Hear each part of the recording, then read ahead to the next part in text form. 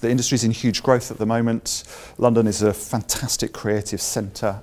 People come not just from all over the UK but all over the world to source creative work out of here. I think the biggest challenge is the supply of talent and businesses being able to keep up with demand.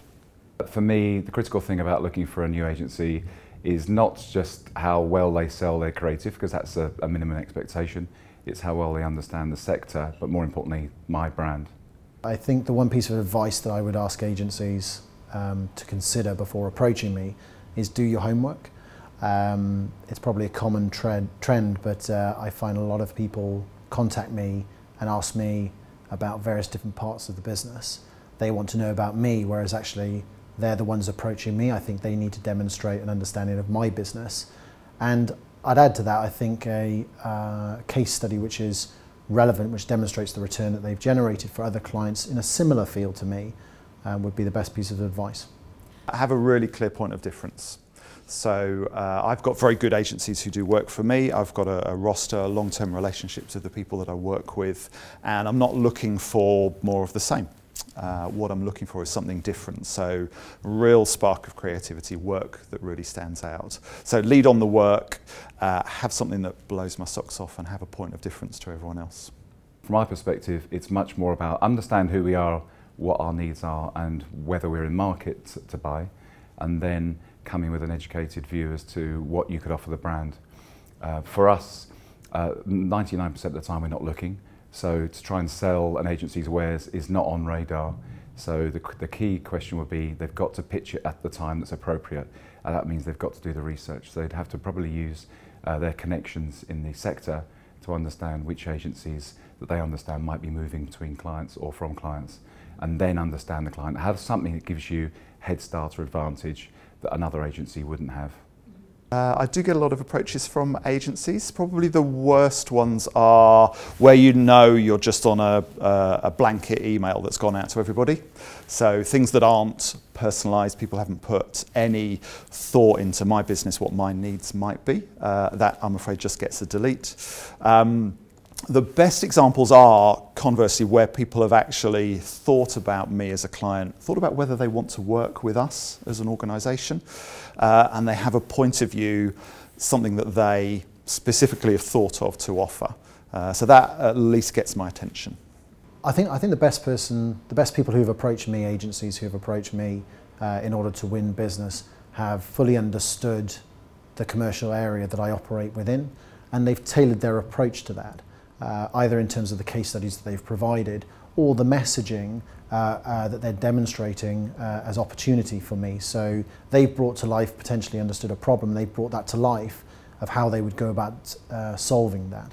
The best agencies are those that understand the commerciality. So it's not about the art form. I think the days of having unlimited budgets and just doing things which are experimental and experiential are just they're luxuries. I think there needs to be an understanding from an agency side that you need to engage with consumer, but then what does it link to? What happens on the consumer journey?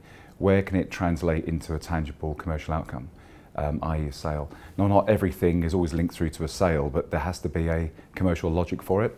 Otherwise, what can be seen is an agency is detached from the pressure that the business feels about its own environment. So I think that's a big shift, certainly since recession, where budgets are always constrained, and it's about how to get the value and the most value out of every spend that you've got. But equally, I think an agency's ability to look at how those campaigns are integrated. So what's the purpose of each of the assets? The biggest focus for us and the most impressive agencies are those that look at it from a consumer perspective. What would it feel like if I was the consumer receiving or on the receiving end of any of these activities, assets or areas of content? I think exciting trends in marketing in 2015 in my industry, which is financial services, will revolve around the growth of social media in the B2B space. There's a massive challenge for us as an organisation, but also the whole industry in B2B financial services, to connect with our people, to connect with our audiences, to get our messages across to those people. I think probably in our industry the most exciting trend is the growth of craft. Fascinating and wonderful for a designer to see consumers really embracing craft, manufacturing, care. They're very interested in how things are made and the stories behind it. Certainly the brands I work on have great history, great stories, great craft, great provenance. So that resurgence of interest gives us the opportunity to tell all those stories in a really engaging way. For us, I think what I see now is I think there is a increased desire for doing things that are a bit more edgy. Generally, I think people are starting to get that just being on social isn't satisfactory. I've always been a bit cynical about manufacturers trying to wedge their way into private conversations and private communities, because that wasn't their purpose and that's not why people joined them. And I think people are starting to be a bit more respectful about the boundaries. But I think in terms of excitement, I think the idea of warming people, engaging and entertaining them is coming back to the fore, and there's some lovely content that's out there now where brands recognise that actually this is about a longer term engagement. It's not just about the short term transaction. And for me that's really important because it's about that ability to recall. And for many brands, such as ourselves, we'll only sell to less than 5% of the buying market.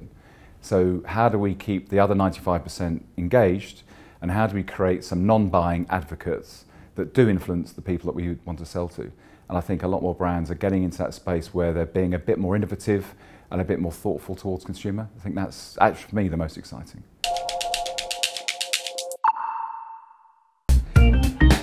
So here at the Drum Live, I've got a list of the delegates here, and I'm going to go online and look for as much information as I possibly can, publicly available on websites about these people, give them to our actor Richard, who's going to try and convince them that they're all friends. The best thing about Georgie actually